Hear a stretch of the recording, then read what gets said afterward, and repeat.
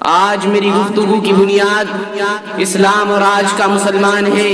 موضوع بہت ہی فکر انگیز ہے۔ امید ہے کہ آپ حضرات غور و تدبر اور سنجیدگی و متانت سے میری معروضات سنیں گے۔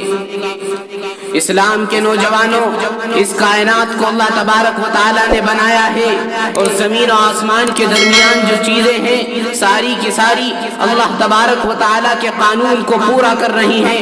انسان کو بھی پیدا فرمایا اور انسان کے واسطے زندگی گزارنے کا ایک قانون بھیجا تاکہ انسان اس پر چل کر منزل مقصود تک پہنچ جائے۔ اور جب کسی معاشرے میں اللہ تبارک و تعالیٰ کے تعلیمات اور قوانین کو پوری طرح رائج اور نافذ کیا جاتا ہے تو اس معاشرے میں نہ صرف جان و مال، عزت و آبرو محفوظ ہو جاتی ہے بلکہ اس معاشرے کے افراد میں باہمی الفت و محبت اور رحم و کرم کے ایسے جذبات پیدا ہو جاتے ہیں کہ معاشرے کا ہر فرد ایک دوسرے کا بھائی بجا خیر خواہ ہو جاتا ہے۔ اس لیے کہ اسلام ہی ایک ایسا واحد مذہب ہے جہاں امن و سلامتی کی تعلیم دی جاتی ہے، حکمت و بھائی چارگی کا درس دیا جاتا ہے، انسانیت شناسی و انسان نوازی کا جام پلایا جاتا ہے، ہمدردی و رودادی کی تلقین کی جاتی ہے، انسانی اخلاق و اقدار کے تحفظ و پاسداری پر زور دیا جاتا ہے۔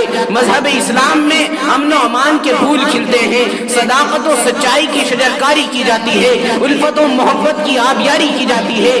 اسلام میں عدل و مساوات کو فروغ دیا جاتا ہے، ایک دوسرے کی مزاج پرسی اور غمخواری مذہب اسلام کا خاصی وصف ہے۔ وہ پوری دنیا کو حق و انصاف کے رنگ میں رنگنا اسلام کا اساسی ہدف اور بنیادی مشن ہے۔ مگر افسوس کہ آج کا مسلمان ہر چیز کو چھوڑے ہوئے ہے، آج کا مسلمان نشیب و فراز سے گزر رہا ہے، آج کا مسلمان ماحول کی رنگا رنگی میں کھویا ہوا ہے، آج کا مسلمان مٹی کے انبار کا ایک تودا بنا ہوا ہے۔ دنیا اسے استعمال کر رہی ہے، اسے ہر طرح پامال کرنے کی بے فائدہ کوشش کی جا رہی ہے، اس کی بے حسی و ہوسناکی سے فائدہ اٹھا رہی ہے۔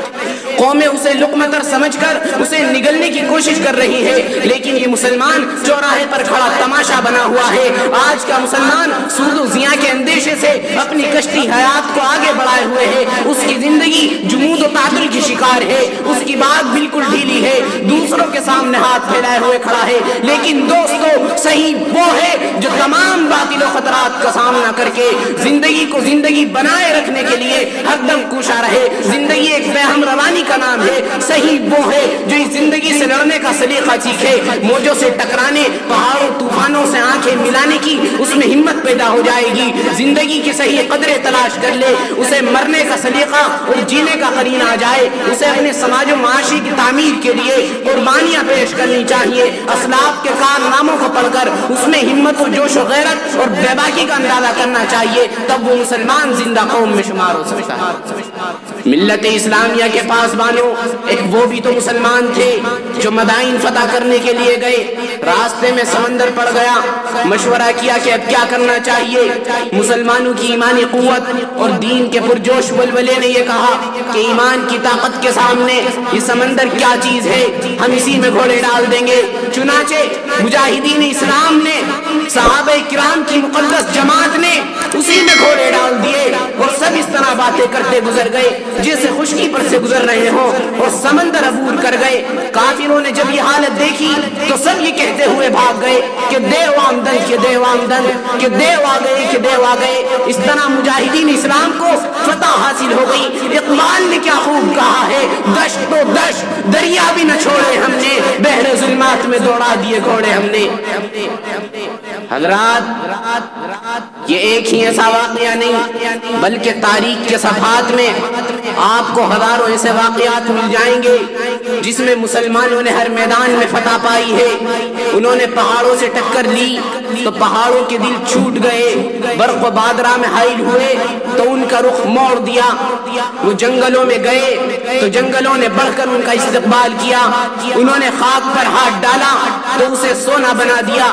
چرند پرند دری سب ان کے تابع ہو گئے.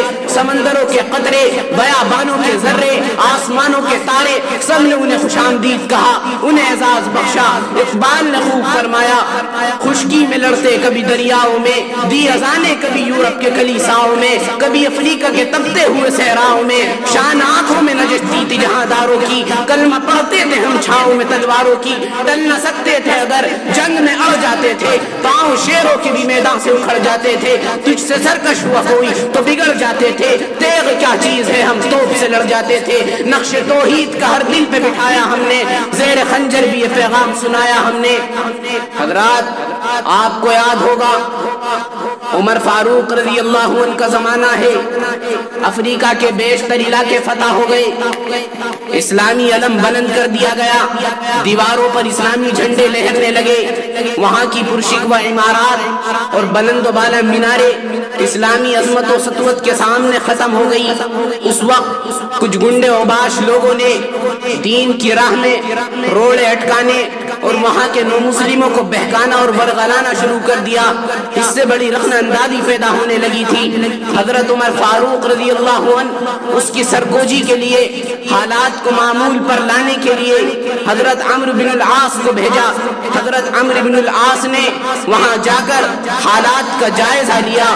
طے یہ ہوا کہ یہاں اسلام کی چھاؤنی بنائی جائے. باتیں ہونے لگی، کسی نے کہا کہ چھاؤنی شہر کے اس کونے پر بنائی جائے، لیکن مسلمانوں کے صدر نے کہا کہ چھاؤنی کے چوکی افریقہ کے جنگل میں بنائی جائے گی. افریقہ کے لوگوں نے کہا کہ یہ لوگ بالکل بے وقوف معلوم ہوتے ہیں. افریقہ کا جنگل تو وہ جنگل ہے جہاں دن ہی میں آدمی جاتے ہوئے ڈرتے ہیں. کوئی اگر وہاں پہنچ جاتا ہے تو واپس نہیں آ سکتا. وہاں بڑے بڑے اژدہے اور دہاڑتے ہوئے شیر اور ڈکارتے ہوئے بھیڑیے اور قسم قسم کے موذی جانور رہتے ہیں. بلائے وہاں چھاؤنی، بلائے وہاں چوکی کس طرح بنائیں گے؟ اپنی لشکر کو لے کر مسلمان افریقہ کے جنگل کی طرف روانہ ہو گئے. کچھ افریقہ کے گنڈے اوباش لوگ بھی ان کے ساتھ ہو گئے، یہ دیکھنے کے لیے کہ دیکھیں آج ان بدوؤں کے ساتھ کیا معاملہ ہوتا ہے. تماشائی کی حیثیت سے ساتھ چلے. امیر لشکر جنگل میں داخل ہوئے. ان صحابی رسول نے، ان مومن کامل نے ایک آواز لگائی کہ جنگل کے رہنے والوں، پرندوں درندوں چرندوں، آج غلامان اسلام کو، آج مہمان رسول اللہ صلی اللہ علیہ وسلم کو اس جنگل کی ضرورت ہے. میں تمہیں اس ایمان کے واسطے حکم دیتا ہوں کہ جنگل خالی کر دو، اور اگر تم نے نہ مانا تو پھر جس کو ہم پائیں گے قتل کر ڈالیں گے. سامعین کرام اندازہ لگائیے کہ وہ آواز کیا تھی. کوئی گولی چلی تھی یا کوئی بم پھٹا تھا؟ نہیں، اس آواز میں جادو تھا. تاریخ کے صفحات اس بات کی شہادت دیتے ہیں کہ اپنے بچوں کے شیر چیتے بھیڑیے اپنے بچوں کو منہ میں دبائے ہوئے اس طرح جا رہے تھے جیسے کوئی مفتو قوم فاتح کے سامنے گزرا کرتی ہے، یا جس طرح غلام اپنے آقاؤں کی فرما برداری کرتے ہیں. آن کی آن میں پورا جنگل خالی ہو گیا. افریقہ کے اوباشوں کے اوسان خطا ہو گئے. تماشائی حیرت زدہ رہ گئے. یہ ایمانی قوت تھی، یہ ایمانی صفات تھی جس کے ذریعے وہ ہر چیز پر حکومت کرتے تھے. میں آج کے نوجوان سے کہتا ہوں، اٹھ شیر مجاہد ہوش میں آ، تعمیر خلافت پیدا کر. کیوں ورکے ہوتا ہے؟ اب ایک جماعت کو پیدا کر تو بھی ترقی دنیا میں اسباب تجارت پیدا کر. قارون کی دولت ٹھکرا دے، عثمان کی دولت پیدا کر. اسلام قدم تو بھرتا ہے، کفار سے بھی کیوں ڈرتا ہے؟ یا تو اسلام کا نام نہ لے یا شوق شہادت پیدا کر، اور گھر سے یہ کہہ کر آ، گھبرائے نہ، حالات بدلنے والے ہیں. جو کانٹے بن کر آئے تھے وہ لمحے ٹلنے والے ہیں. مظلوموں کی آہوں نے شعلوں کی ردائیں پہنی ہیں. یہ جال قفس سیادوں کے اب سڑنے گلنے والے ہیں. ہمت نہیں طوفانوں میں جذبوں کو ہمارے چھین سکے. جتنا ہم سے الجھو گے ہم اور مچلنے والے ہیں. وآخر دعوانا